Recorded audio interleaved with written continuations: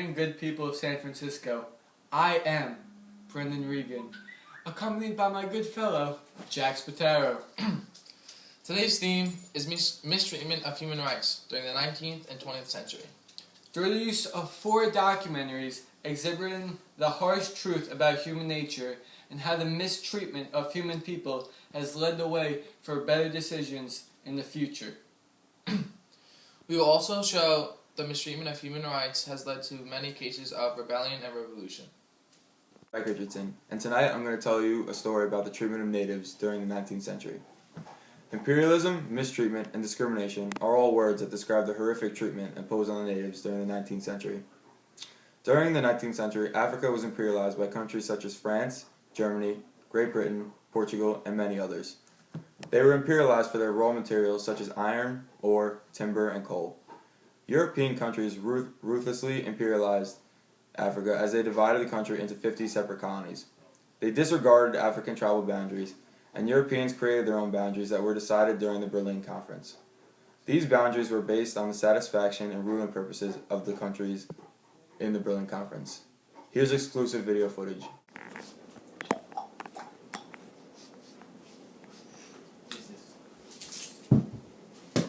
Pick up!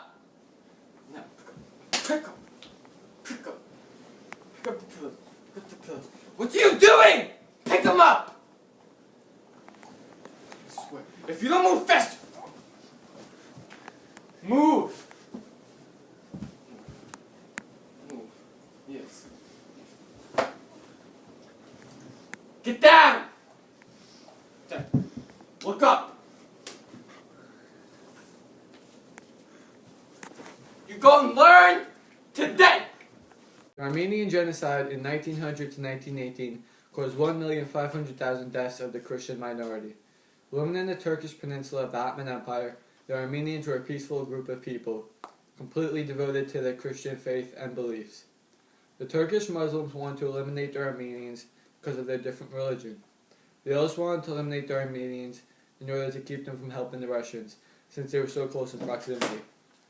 The Turkish people ruthlessly took the Armenian families from their homes out of nowhere as they were forced to walk to their death in the Syrian desert. Men were arrested and forced to walk to death in labor camps. Women and kids were either sold as slaves or murdered. The people that were allowed to survive had to adopt the religion of Islam. By the end of the massacre, only 70,000 were still alive, even though they remained as slaves in Turkey. To this day, the Turkish government has not been charged. Mista, would you like something to drink?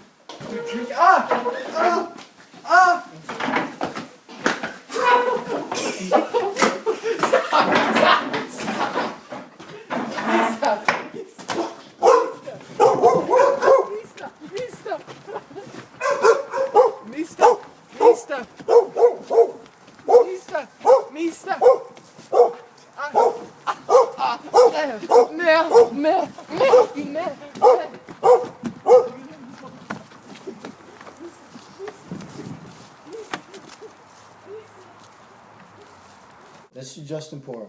The Bolshevik Revolution all started during World War I, in which Russia lost. Their economy, as well as their production productivity, dropped drastically after the treacherous defeat to the powers. With Russia at its lowest point, they needed someone to step up to lead them. V.I. Lenin was that guy. With his promise of bread, land, and peace, he gained popular support of the mass majority of the Russian population. Led by Lenin, the Bolshevik Party overthrew the provisional government in November 1917. To all of Russia, I hereby assume all duties as your new leader. It is time for a change. I will start off my planned restoration of this country by executing Jean Nicholas II and his family, preventing them from ever taking my throne away. I will also take us out of World War I. I promise all Russian citizens 3 things: peace, land, and bread. In addition, after carefully learning the ways and reading the stories of Karl Marx, Russia will become a complete socialist society. As of now, Russia will become the Soviet Union. Lenin's rule from 1917 to 1924, he made many economic and social changes that directly led to an upturn in the country of Russia.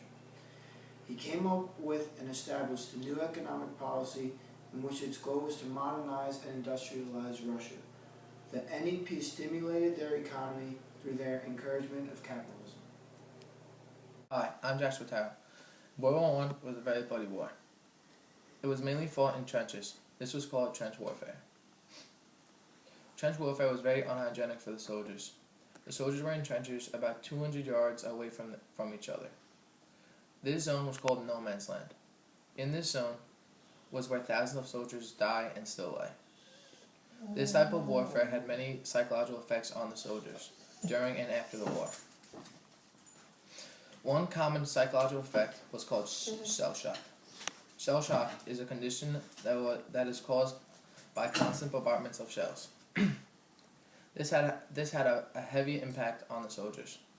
The soldiers were in trenches that were very dirty and filled with rats and other rodents. When soldiers would fight, they had to go out into no man's land and fight. If not dead and were caught retreating, the captains and colonels were waiting for them and shot and killed them for being unfaithful to their country. Soldiers were also affected after the war.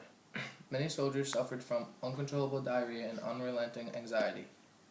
Soldiers also suffered from hysterical spasms of their facial muscles. Now, here are a few examples of what these men had to go through. So cold. I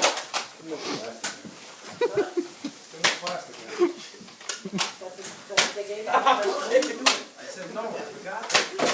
There's no plastic.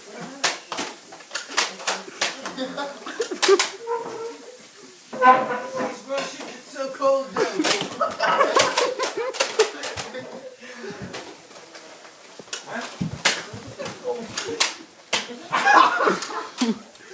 Destruction. All results of war. There's some survivors and those not so lucky.